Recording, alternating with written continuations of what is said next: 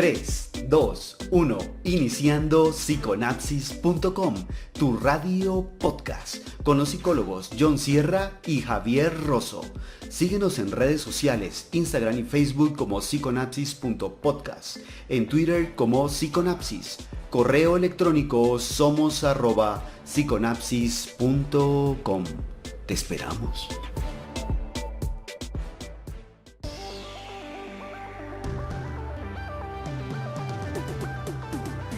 Hola, ¿qué tal? Esperamos que estén tan felices como nosotros por este nuevo encuentro sináptico. Y bueno, ya sabes que queremos que completes sinapsis químicas.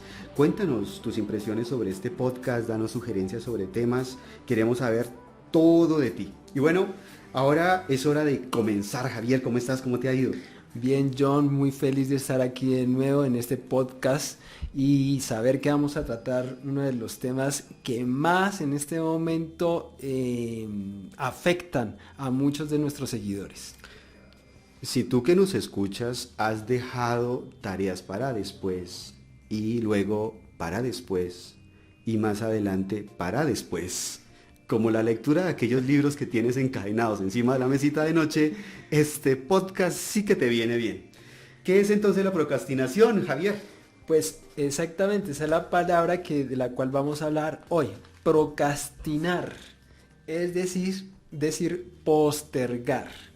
Esa postergación que hacemos de algunas actividades o situaciones que debemos hacer o debemos terminar o debemos atender y las dejamos, las cambiamos, las suplantamos por otras que para nosotros son más agradables o son irrelevantes. Entonces nos dedicamos a hacer las cosas que nos causan placer y no son relevantes por aquellas cosas que debimos haber hecho en el momento adecuado, en el sitio adecuado y con las personas adecuadas. Vamos entonces a dar un ejemplo muy concreto. Sí. Vamos a remitirnos a la época de la universidad. Buen ejemplo. Buen ejemplo, estamos en clase de filosofía y de pronto entonces aparece un texto que nos toca leer y del cual nos toca desarrollar un ensayo. Le echamos una ojeadita al libro, 200 páginas. Nos damos cuenta que es tremendo ladrillo. Y nos dicen en clase que tenemos un mes. Así que nuestro cerebro comienza a hacer cuentas alegres. 200 páginas, que me lea 50 páginas por día, 4 días. Y bueno, desarrollando el ensayo, pues tampoco es mucho un fin de semana. Así que salgamos de eso en el próximo fin de semana. No este porque pues estamos empezando, no, en el próximo fin de semana. Para el próximo fin de semana entonces nuestro cerebro hizo una planeación muy básica de lo que iba a hacer. Dijo que iba a leer 50 páginas diarias durante 4 días y luego los días restantes del fin de semana completaría el ensayo, pero ese fin de semana había un cumpleaños. Y pues un cumpleaños, además íbamos a cerrar con asado. Sí, pues igual es fácil, son 50 páginas, nos queda otro fin de semana. Tampoco hay afán, ¿no? Tampoco hay afán. Y entonces a ese otro fin de semana, había partido. Y entre una excusa y otra, nosotros empezamos a aplazar la tarea. Por eso la definición era esa. Nosotros aplazamos tareas que realmente son importantes y prioritarias, de las que queremos escapar porque nos desagradan, reemplazándolas por tareas irrelevantes que no tienen importancia y que nos causan algún tipo de placer. Si este ejemplo te viene bien, estás procrastinando. Correcto. Eso, déjame decirte que después se va a reflejar en tu trabajo. Cuando te gradúes, entonces te van a pedir un informe y el jefe te dice: este informe es para el miércoles, y tú dices miércoles y hoy es lunes, el miércoles por la mañana lo hago y se lo pasan por la tarde.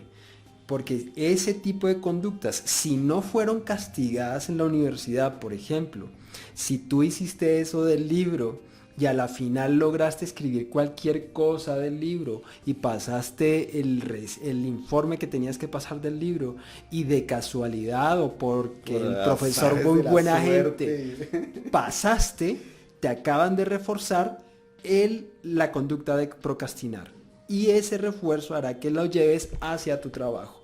Igual lo podrás llevar hacia tu casa porque tu hijo te pidió tal cosa y tú le dices: ya, eso es para mañana, no hay afán. tu hijo quiere hacer la tarea del viernes el lunes y tú le dices, pero ¿por qué la va a hacer hoy? Deja y la haces el jueves. Le estás enseñando a procrastinar. Si tu hijo quiere hacerla el lunes, refuérzale para que no se enseñe a procrastinar. Entonces, estos procesos empiezan a generalizarse no solamente en un ambiente académico, se generalizan hacia toda tu vida. De hecho, puedes encadenar en ansiedad porque en últimas lo que tú estás haciendo es no concluir una tarea que te genera la sensación de culpa. Y como entonces tengo esa tarea, lo más seguro es que se me están acumulando otras. Y eso desencadena en un proceso ansioso. Sí, por ejemplo, una llamada que te digan a ti, tienes que llamar a tal persona y tú dices, uy, llamar a esa persona, seguro va a haber problemas. Después la llamo, después la llamo, después la llamo. Y después dices, se me olvidó llamarla. Bueno, entonces nosotros podemos identificar inicialmente dos tipos de procrastinación. Porque partamos de lo siguiente. Todos procrastinamos en algún momento. Correcto. Pero bueno, hay una manera de procrastinar a la que nosotros denominamos eventual. Pero ya están los procrastinadores crónicos y para ellos tenemos una linda y hermosa clasificación como a las que nos gusta. Vamos a referirnos entonces a la primera clasificación. Los que aprendieron a procrastinar porque dicen ser perfeccionistas. O sea que son estas personas que como dicen que debe quedar todo perfecto, Eso. que todo debe hacerse según una forma, entonces van diciendo todavía no está bien, todavía no está bien, todavía no está bien y nunca llegará a estar bien. Nunca está bien. Y ante el primer error que ellos evidencian, se devuelven. Se van a devolver. Van a decir, no, es que es como el escritor que dice que está escribiendo un libro y empieza a recolectar información y lleva 10 años recolectando la información para poder escribir el libro. En últimas, están procrastinando porque están buscando una perfección que no existe. Pasemos a otros, los procrastinadores soñadores. Ahí eso todo se da a su ritmo, no se preocupe. Cuando las cosas se van a dar, pues se dan. Si eso es para usted, le llegará. Y en ese proceso pasa el tiempo, no cumplió, colgó los procedimientos de otras personas que dependían de sus resultados y procrastinó. Exactamente. ¿Qué me dices de los siguientes, los alarmistas? Ellos dicen, no, yo trabajo mejor bajo presión. Sí, y lo desmascaran diciendo que es que se acostumbraron a hacerlo bajo presión, Sí. que es que ellos relajados no funcionan. No, eso es un mes de plazo, no. No. En el fin de semana. A mí avíseme cuando falten unas 4 horas. Sí, exactamente. Entonces, estas personas lo que hacen es generar crisis, pero esas crisis lo que están haciendo es evitación para no realizar la tarea. Y como te digo, realmente lo que ha sucedido en sus experiencias anteriores es que muy seguramente solucionaron el problema al momento final y eso les enseñó en su vida que daba resultado. Y entonces lo llevaron al resto de su proceso de vida. ¿Y qué me dices de los atormentados? Los que hacen que el miedo carcoma y carcoma el tiempo. Claro, porque como les da miedo ese aversivo que es el afrontar esa tarea que tienen pendiente, entonces ese miedo no los deja comportarse, no los deja actuar y no llegan a hacer las cosas. Porque centran su atención en desastres y fracasos. Claro. ¿Y qué me dices entonces de los señores desafiantes, a los que le molestan que les asignen trabajo, a los que le generan conflicto por el seguimiento de reglas? Y amparándose en eso, no culminan las tareas. Claro, estas personas aprendieron, rebeldes. claro, y en el podcast, en ese podcast que hablamos una vez de los tipos de padres, esos tipos de padres que habían sido en algún momento muy permisivos con sus hijos y que les habían hecho una forma de rechazar la autoridad porque no aceptan ninguna orden, aquí se ve reflejada esa procrastinación. Y aquí hacemos referencia al último tipo de clasificación de procrastinadores, del que también habíamos ya hecho un énfasis específico. Los sobrecargados, es decir, acuérdense cuando dijimos la importancia de saber decir no. ¿Cuáles son los sobrecargados? Pues los que no saben decir que no. Y aceptan responsabilidades y yo acepto y pues finalmente no hay cuerpo que aguante. Sí, porque llegan y empiezan, ¿quién hace tal informe? Yo lo hago. No hizo a una persona lo que tenía que hacer, pues yo lo hago. En la universidad también se ve mucho eso. Cuando hay un trabajo en grupo o una tesis y alguno de las personas no trabaja adecuadamente y hay una persona que empieza a decir yo lo hago, yo lo hago, yo lo hago y llega un momento en que se queman y lo que se llama burnout en las empresas, en el cual el empleado de tanto trabajo que tiene encima se explota, dice ya no puedo más y él es el que termina perdiendo.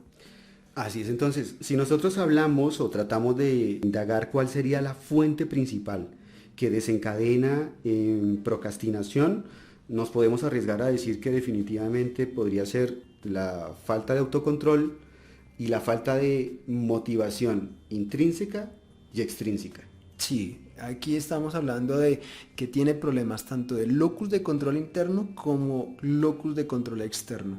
Porque muchas veces vamos a echarle la culpa a que todo lo que hay por fuera no me ha dejado hacer lo que yo tenía que hacer, o lo que hay por fuera me da miedo y por tanto no hago lo que tengo que hacer porque me da miedo.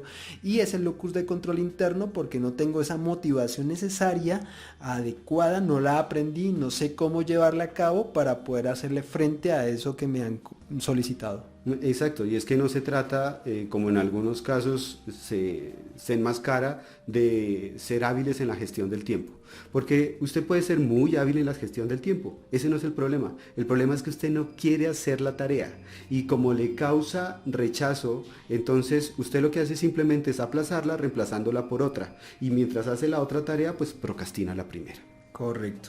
Entonces podríamos decir que estas personas, una primera característica es que huyen de las sensaciones negativas, que esas sensaciones negativas le causan muchos aversivos, por tanto o huyen de ellas o las evitan. Sí, y por eso nosotros podemos hacer referencia a que la procrastinación es finalmente cíclica, porque digamos que deriva en ansiedad. Nosotros lo que hemos visto ya en el podcast que hicimos de ansiedad es que se trata de escapar de los síntomas que produce la ansiedad. ¿Y cómo me escapo? Procrastinando. Y ahí está el ciclo. Correcto. Entonces podríamos hablar, otra de las características que tendrían estas personas es una baja capacidad de tolerar el malestar. Entonces, en algún momento no me enseñaron a tolerar el malestar, a tolerar las cosas malas, de pronto a baja tolerancia a la frustración por de pronto una sobreprotección de mis padres. Exacto. Entonces voy a empezar a procrastinar también por ese motivo. Otra característica también que podemos encontrar en estas personas, impulsividad y distracción. Impulsividad para hacer las cosas de una manera no metódica y distracción porque cualquier cosa los puede distraer. Están haciendo un trabajo y abren YouTube y se ponen a ver YouTube. O están haciendo un trabajo, abren Netflix y entonces dicen un episodio más. Sí. Bueno, un episodio más. Son las tareas invasoras. Exactamente.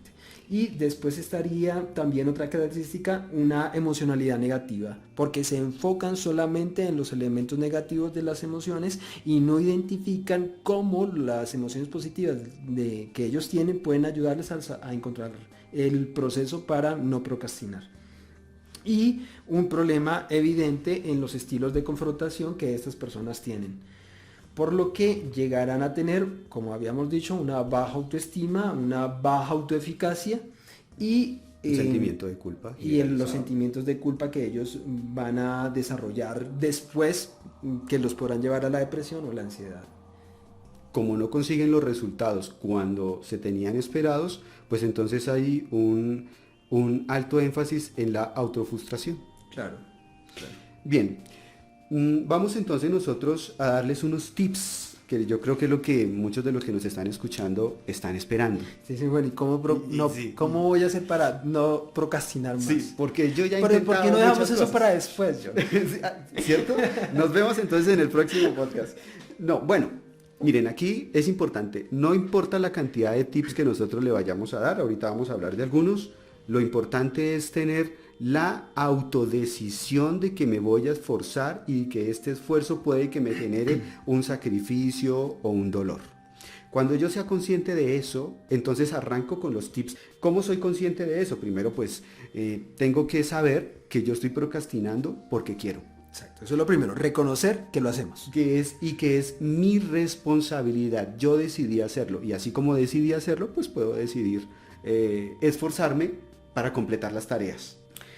También tengo que ser consciente de que yo estoy procrastinando para dedicarme a tareas que me producen placer y que estas tareas realmente, por lo general, no son importantes. Entonces tengo que ser consciente de eso. Exacto. Entonces tenemos que reconocer, primero, reconocer lo que hacemos y después entender por qué lo hacemos. Exacto. Y saber también que este es un evento cíclico. Y como es cíclico, de verdad que tengo que poner un esfuerzo muy fuerte de mi parte para romperlo. Sí.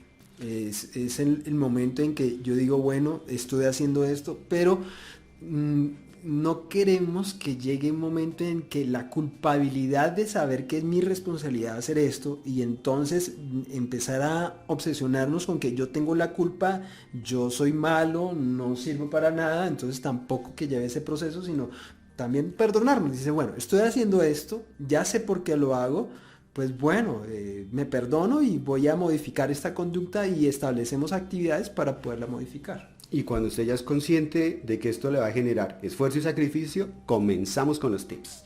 Tips número 1. Bueno, pero es que antes de estos tips también queremos darles otro énfasis específico. Para que estos tips se cumplan, por lo menos debemos tener una mínima organización de tareas. Eso es lo primero. Me explico. Tenemos herramientas que son gratuitas. Utilice su teléfono móvil, su tableta, su computador, lo que sea, y váyase a un calendario. En ese calendario anote, deben estarse visibles las tareas que usted tiene pendientes. Las del lunes, las del martes, las del miércoles, las del jueves, etc. Con esas tareas ahí, ahora sí, tip número 1. Sí.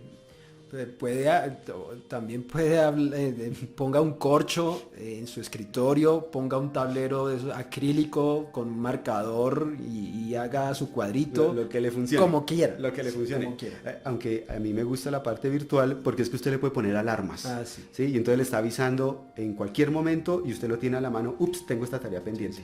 Además, no solo están tareas, usted puede poner recordatorios y eventos en esos calendarios virtuales. Apóyese en eso. Otra vez, tip número 1. Haga un paneo de esas tareas que usted tiene pendientes para el día de hoy. Cuando usted hace ese paneo dice, bueno, ¿cuáles de estas tareas yo podría evacuar en menos de 15 minutos cada una?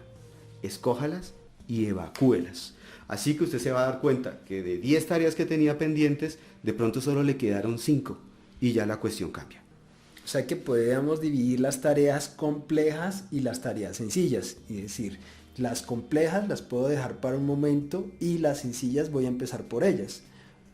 Podría ser. Exacto. Claro, que hay personas que dicen, a mí me gusta empezar por lo complejo y termino por lo sencillo, que también podría ser. El hecho es que comience por alguna. Sí, a ver, la cuestión es que perturba la cantidad de tareas. Para que usted vea ese calendario más suelto, salga de las tareas que le demandan la menor cantidad de tiempo posible. Porque así pasamos al tip número 2 del primer paso. Ubique cuáles son las tareas complicadas que Javier le está mencionando. Ubicadas esas tareas, entonces nuestro cerebro dice, quiero procrastinar, quiero procrastinar, quiero procrastinar, quiero Netflix, etc. Es decir, en ese momento usted lo que tiene que decir es, no, yo le voy a dedicar a esta tarea que me disgusta tanto 40 minutos. Correcto. Pero ojo, son 40 minutos. Usted ubica esas tareas y empieza a ejecutarlas, es decir, dé el primer paso. Sí, y mira que ahí me haces recordar de una tarea que se procrastina mucho y es voy a empezar a hacer ejercicio. Entonces, voy a empezar a hacer ejercicio, esa es la promesa de fin de año. El próximo año sí me pongo juicioso con hacer ejercicio. Pero ya voy a empezar, ya pasó diciembre, después de enero, porque vienen las fiestas, y después llega Semana Santa, ya llegaron las vacaciones de mitad de año, llega el Día de las Brujas y se pasó el año, ya no empecé. Bueno, el próximo año sí empiezo, entonces empezamos a procrastinar con eso. Y los gimnasios lo saben, ese es un negocio. Claro, entonces ahí lo que yo siempre les recomiendo es que pongan un horario de ejercicios, como estamos hablando. Ustedes dicen, le voy a dedicar 20 minutos, 30 minutos, 40 minutos al ejercicio, entre tal hora y tal hora específicamente, y dan el primer paso. Exacto, porque miren, tengan en cuenta lo siguiente. No planificar es planificar el fracaso. Entonces pasamos al tip número 3. Miren, lo que está sucediendo cuando yo procrastino es que generé el hábito de procrastinar. Casi sucede con la ansiedad. Yo genero un hábito a conductas que me llevan a la ansiedad. Entonces, en este caso, yo tengo que regenerar un hábito que me lleve a no procrastinar. ¿Cómo hago eso? Con esfuerzo, con dedicación, con programación, con planeación. Ejemplo, libro de 200 hojas que es un ladrillo. Bueno, no vamos a leer de a 50 hojas por día. Voy a leer 5 hojas diarias. Pero lo que no está escrito no existe. Así que hagamos ahora uso de una hoja de cálculo y ubique allí las cuentas. Si el libro tiene 200 páginas y me voy a leer 5 páginas diarias, me voy a demorar tanto tiempo. Y en la columna de la derecha, usted cada día va diciendo, hice la tarea, hice la tarea, hice la tarea, etc. Ese es entonces el tip número 3.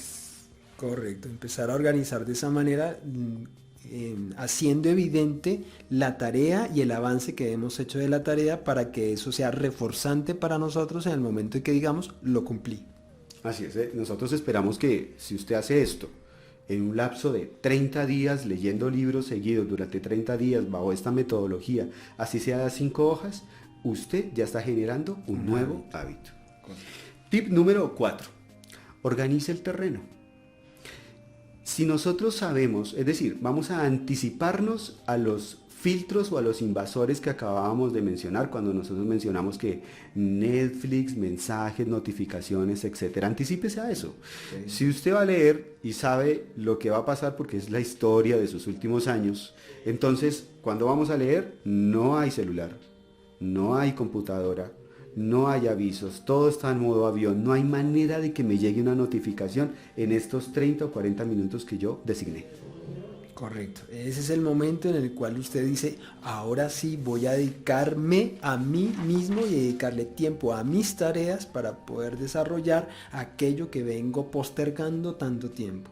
Pero si no hacemos ese paso, va a llegar el momento en que si yo dejo una rendija, una lucecita por la cual entre la distracción, ahí yo voy a volver a procrastinar. Así es. Tip número 5. Nosotros tenemos que aprender a conocernos y a identificar cuál es el mejor momento del día en el que soy más productivo, en el que tengo más energía, que por lo general no es después del almuerzo en un día soleado. Identificada esa franja horaria, bueno, va a ser mi preferente para desarrollar las tareas que normalmente estoy procrastinando. Sí, exactamente. Pues hay personas que desarrollan mejor sus tareas en la mañana, madrugadas, o otras personas que les gusta trasnochar.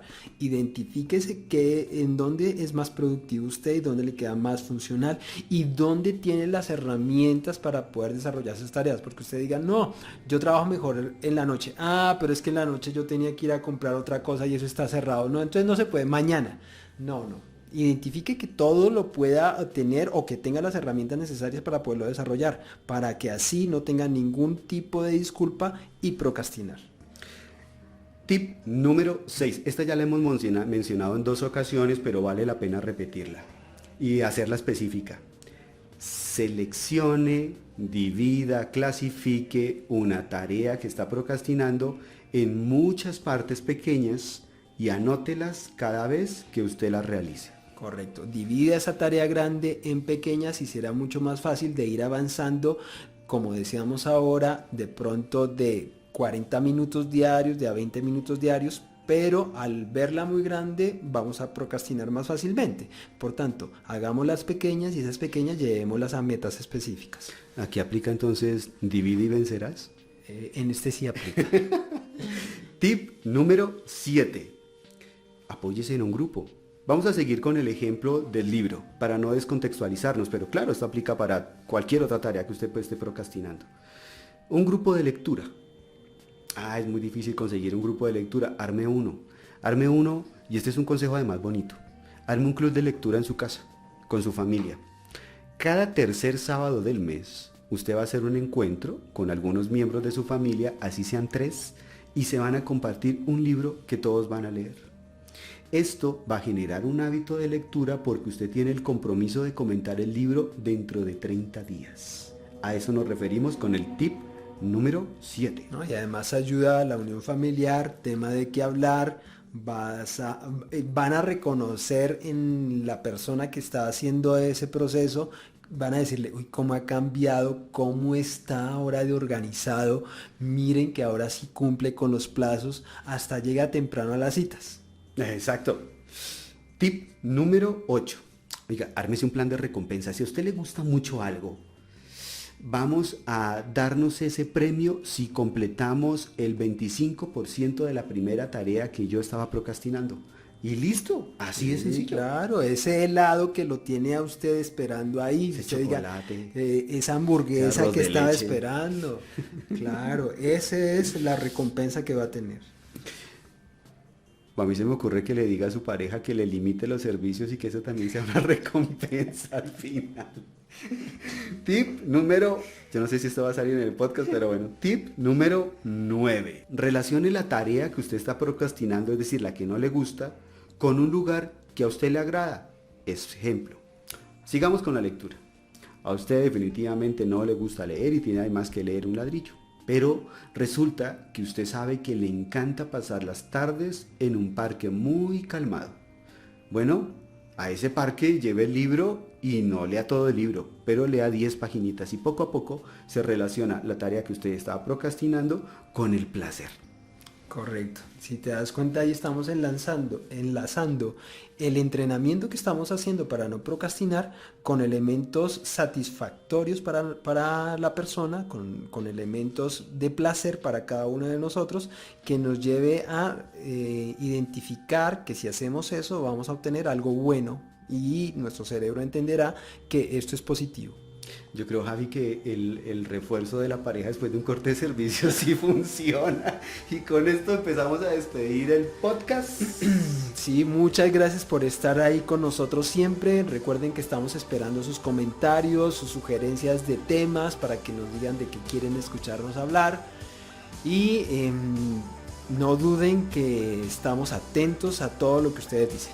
No procrastinen en contactarnos y que sean muy, muy, muy Felices. un triple abrazo. Bye bye. Chao.